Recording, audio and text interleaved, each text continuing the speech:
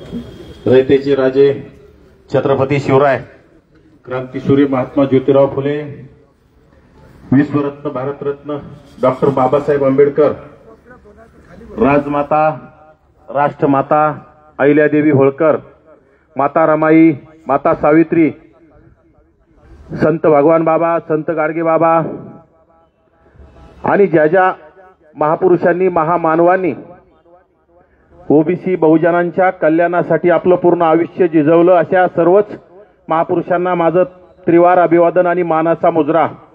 आज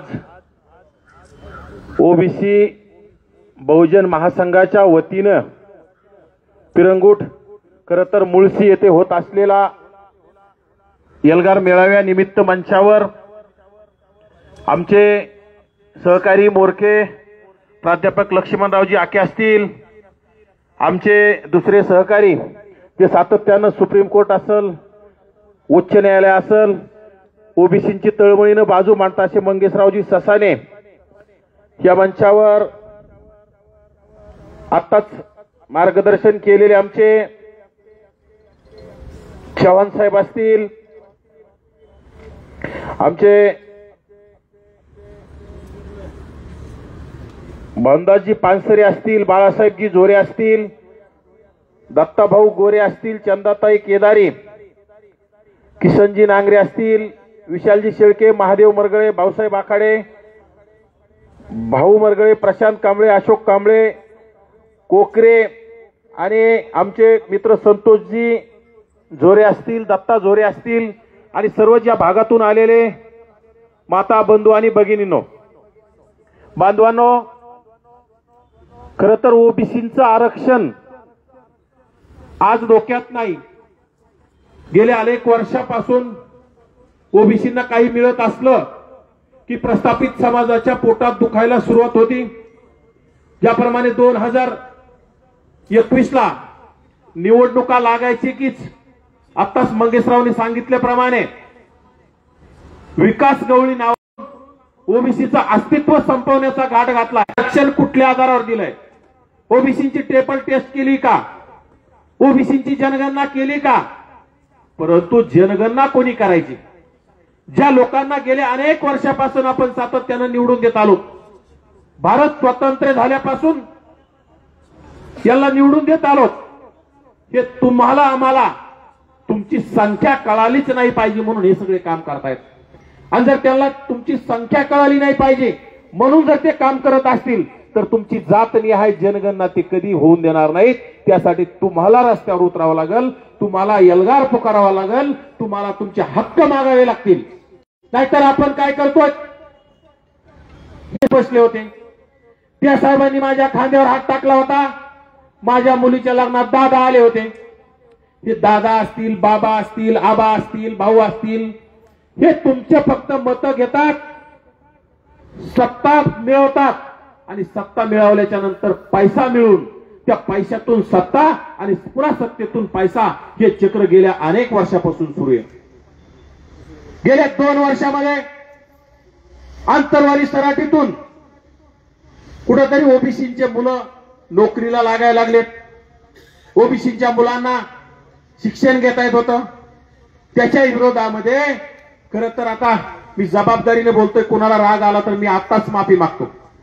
या जिल्ह्याचे खरं तर महाराष्ट्राचे ज्येष्ठ नेते म्हणतो आपण त्याला, शरदचंद्र पवार साहेबांनी त्या 5वी नापास आंतरवाली सराटीच्या माणसाला समोर करून ओबीसीचं अस्तित्व संपवण्याचा घाट घातला। आपण काय मागतोय त्याला त्या माणसाला भान नाही।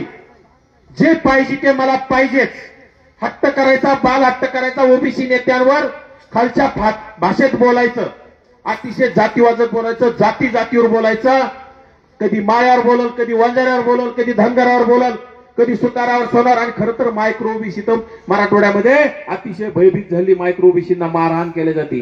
माझ्या नावी समाजाचे तिकडं आपल्या नावी समाजाची दुकानं जाळण्यात आले, सुतार समाजाला मारहाण केली गेली, सोनार समाजाचे दुकानं फोडण्याचं अतिशय समाज मराठवाड्यात भयभीत आहे। त्यामुळे आता लक्ष्मणराव आम्ही असतील, मंगेशराव असतील, आम्ही मराठवाड्यात अनेक मेळावे केलेत। आमच्या मेळाव्याला लाखो लोक तिकडं येत आहेत। खरं तर या पश्चिम महाराष्ट्रामध्ये आपला ओबीसी समाज सदन आहे, ओबीसी समाजाने आता ठरवलं पाहिजे, आपलं प्रतिनिधित्व आपण हिसकावून घेण्याची आपल्यामध्ये धमक निर्माण करणं गरजेचं आहे. या राज्यामध्ये आपण 52-55% असणारा समाज, 1931च्या जनगणनेनुसार आपण 52-55%. संख्या कमी झाली असेल, चांगलं कळत आहे.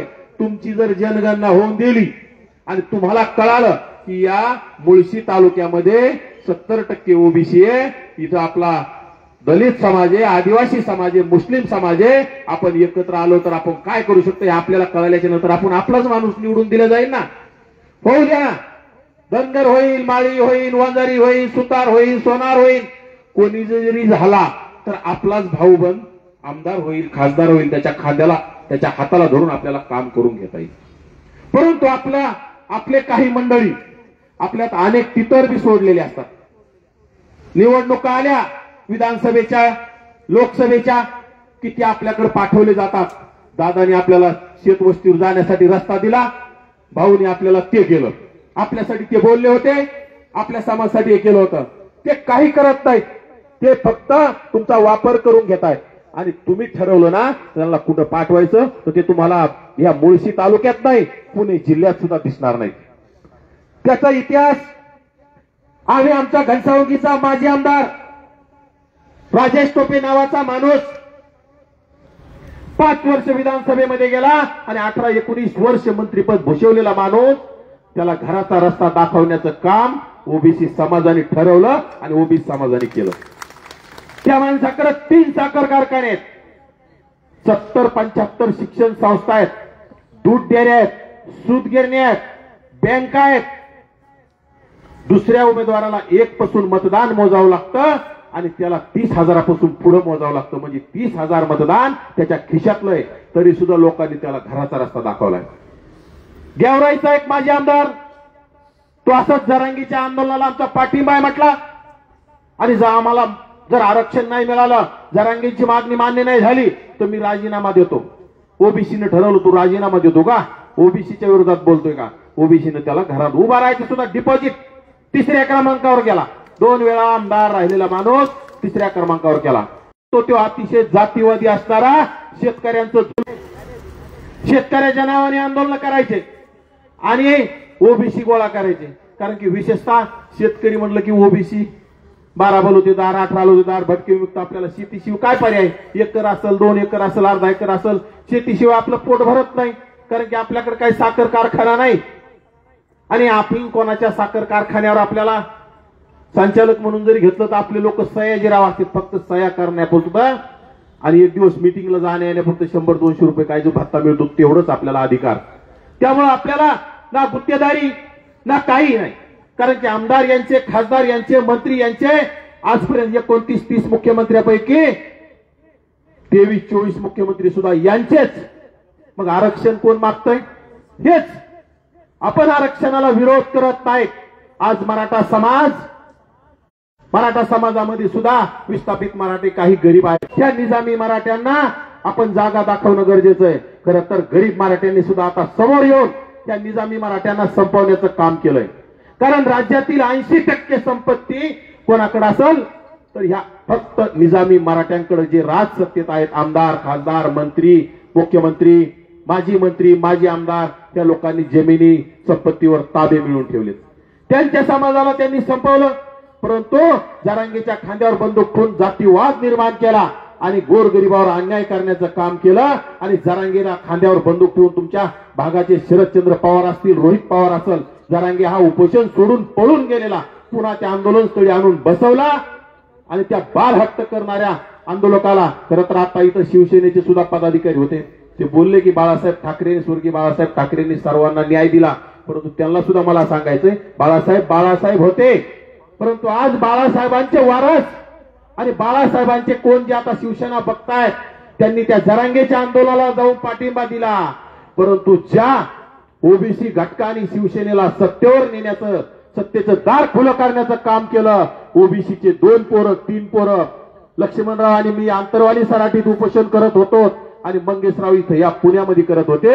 हे 3 पोरं त्या बाळासाहेब ठाकरेंच्या वारसाला दिसले नाहीत, त्या शरद पवारांना दिसले नाहीत, त्या रोहित पवारांना दिसले नाहीत, अजित पवारांना दिसले नाहीत, एकनाथ शिंदेला दिसले नाहीत. मग तुम्ही आता किती दिवस यांना आपलं म्हणायचं किंवा होता आमच्या घरी येऊन बसला होता हे आता विसरून जा. आपलं म्हणतो 2024च्या विधानसभेच्या अगोदर ओबीसीचं आरक्षण वाचवायची भाषा सुरू झाली. राज्यामध्ये 2 शिवसेना 2 राष्ट्रवादी भाजप काँग्रेस ओबीसीच्या बाजूने कोणी बोललं नाही. रस्त्यावर येऊन कोणी ओबीसीच्या बाजूने एकाही पक्षानं भूमिका मांडली नाही.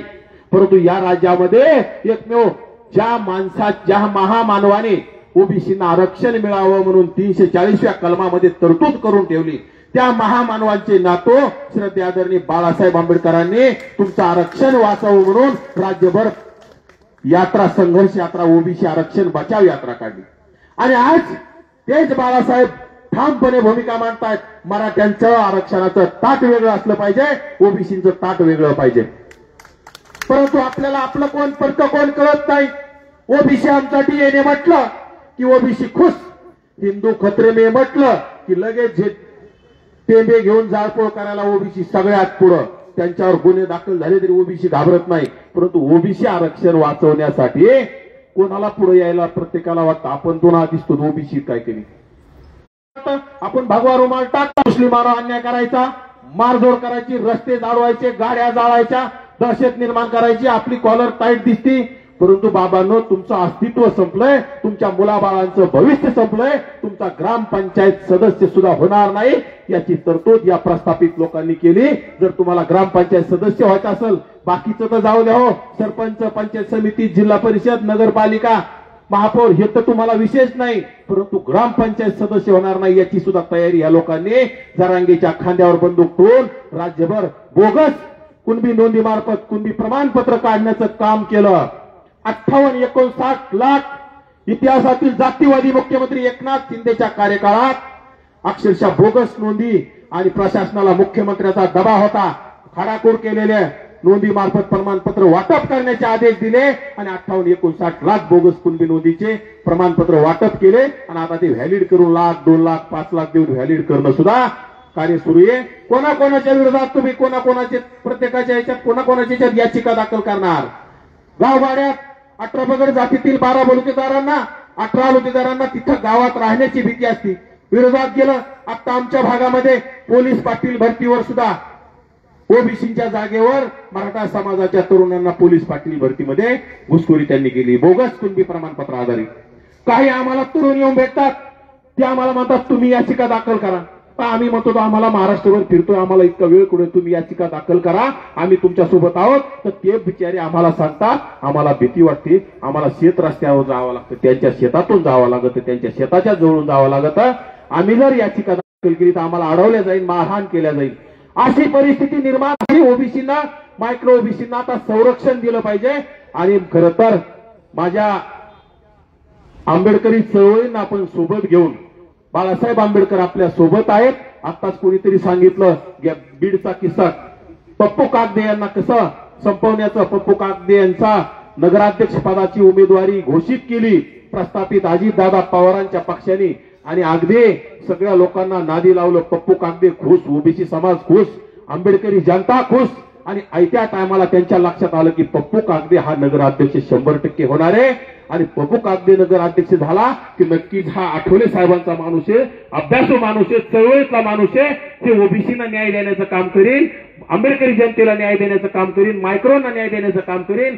म्हणून तात्काळ त्या माणसाची उमेदवारी रद्द करण्याचे आदेश अजितदादांपासून आले. आणि आता पुन्हा कुठेतरी सारवा. परंतु आता तिथं बीडमध्ये सर्व एकत्र आलेत. पप्पू कागदेंचा आपल्याला बदला घ्यायचा असेल, बीडच काय पूर्ण महाराष्ट्रभरात आपल्याला एकत्र येणं गरजेचं आहे, आपल्याला एकत्र लढा देणं गरजेचं आहे. ज्यांनी ज्यांनी जरांगेला सपोर्ट केलाय, ज्यांनी ज्यांनी तुमचं अस्तित्व संपवण्याचं काम केलंय, तुमच्या भागात तर पूर्वी सुद्धा काही कुणबी अनेक ठिकाणी कुणबी प्रमाणपत्र वाटप म्हणतायत. फक्त सर 4च जिल्ह्यात त्यासाठी GRS हैदराबाद गॅजेट 4 जिल्हे म्हणजे निजाम काळातील 4 जिल्हे. परंतु ते आता मराठवाड्यात 8 जिल्हे. आणि 8 जिल्ह्यातला एखादा मुलगा नोकर भरती निघली का त्याला फक्त त्याच्याच जिल्ह्यात करता येते का? महाराष्ट्रात त्याला नोकरी करता येते, त्याला केंद्रात नोकरी करता येते. परंतु ओबीसीचे काही नेते, बावनकुळे साहेब विशेषतः महसूल मंत्री, आज ओबीसी उपसमितीचे ते अध्यक्ष, तेच जर ओबीसीची दिशाभूल करत असतील ते अतिशय निंदनीय. चुकीचं आहे. बोलणाऱ्यांचा आवाज बंद केला जातो. आज कोणीही ओबीसीच्या बाजूने बोलत नाही. खरं तर भुजबळ साहेब बोलतायत. भुजबळ साहेबांची आता तब्येत बी बरोबर नाही आणि धनंजय मुंडे साहेब भुजबळ साहेबांच्या खांद्याला खांदा लावून बोलायला सुरुवात केली की धनंजय मुंडे साहेबांच्या विरोधात कुठेतरी सुपारी दिली, मला मारणार आहेत. अरे ज्या माणसाने राज्यामध्ये दहशत निर्माण केली, ज्या माणसाच्या आसपास दारूवाले, मटक्यावाले, गुटक्यावाले, जमिनी हडप करणारे, म्हणजे कुठल्याही विना परवान्याचे रिव्हॉल्वर असणारे शेकडो लोक याच्या आसपास असणाऱ्या माणसाला कोण मारणारे. परंतु एखादा ओबीसी नेता मलिन करायचा, त्याचं अस्तित्व संपवायचं आणि राज्यातील सर्वच प्रस्थापित नेत्यांनी त्या आरोप करणाऱ्याला ताकद द्यायची आणि धनंजय मुंडे सारख्या माणसाला टार्गेट करण्यासाठी सुपारी देण्याचं काम केलं. आणि फक्त एक नेते पाठीमागं लागला होता, भुजबळ साहेबांच्या पाठीमागं, आता धनंजय मुंडे साहेबांच्या पाठीमागं. परंतु आपण ज्या नेत्यांच्या विरोधात कोणी बोलत असेल तर त्या नेत्यांना आपण संरक्षण देण्याची गरज आहे. आपल्या ज्या समाजाला कोणी टार्गेट करत असेल, आज माळ्याचा नंबर झालाय, वंजाऱ्याचा झालाय, येणाऱ्या काळात धनगराचा असेल, बंजाऱ्याचा असेल, कुंभाराचा असेल, सुताराचा असेल, त्यामुळे आपण एकमेकासाठी खांद्याला खांदा लावून लढलं पाहिजे. आपल्याला कोणाला विरोध करायचा नाही. आपण जातीवादी नाहीत. परंतु विनाकारण जर कोणी आपल्याला त्रास देत असेल तर आपण सुद्धा खपून घ्यायचं नाही. आपण सुद्धा जशात तसं उत्तर द्यायला तयार राहायचं. हे बघा, लक्ष्मणराव असतील, आम्ही असतील, आम्हाला सुद्धा अभियानचे 7-8 वेळा गाडी फोडली, अडवल्या जातं, धमक्या दिल्या जातात. आणि फोन जर आम्ही प्रत्येक उच्चले जर ऐकले ना तर फक्त आम्हाला शिव्यांचीच लाखोली मिळते, दुसरं काही मिळत नाही. आम्ही लढतोय, बोलतोय, माझ्या दारात येऊन, माझ्या घराजवळ येऊन माझी गाडी जाळण्याचं काम ह्या लोकांनी केलं. परंतु आम्ही थांबणार नाही. त्यासाठी फक्त तुम्हाला आमच्या सोबत लढावं लागल, आमच्या सोबत, आमच्या पाठीशी राहावं लागल, तरच ओबीसी समाजाचं संरक्षण होईल. नाहीतर ओबीसी समाज संपल्याशिवाय राहणार नाही. ओबीसीचं अस्तित्व कोणीही वाचवू शकत नाही. त्यासाठी तुम्हाला आम्हाला एकत्र येऊन लढावं द्यावं लागल. खरं तर या मुळशी तालुक्यामध्ये तुम्ही असा प्रचंड असा मेळावा, खरं तर या भागामध्ये ओबीसी समाज एक येत नाही, परंतु तुम्ही दाखवून दिलं की ओबीसीनं ठरवल्यावर काही होऊ शकतं. आणि नक्कीच या मंचावर बसलेला एखादा माणूस येणाऱ्या विधानसभेला 2029ला आमदार झालेला सुद्धा पाहिलं तर आपल्याला नवल वाटणार नाही. त्यासाठी तुम्ही आतापासून कामाला लागावं. आपले पंचायत समिती सदस्य आपले कसे निवडून आणता येतील त्याकडे लक्ष द्यावं. आपले जिल्हा परिषदेमध्ये कसे सदस्य जातील, आपले नगरसेवक कसे होतील, यासाठी सर्वांनी मी ओबीसी, आपण ओबीसी म्हणून काम करावं, मूळ ओबीसीसाठी काम करावं, एवढी आपणास कळकळीची विनंती करतो आणि माझं लांबलेलं भाषण थांबवतो. धन्यवाद. जय भीम, जय ओबीसी.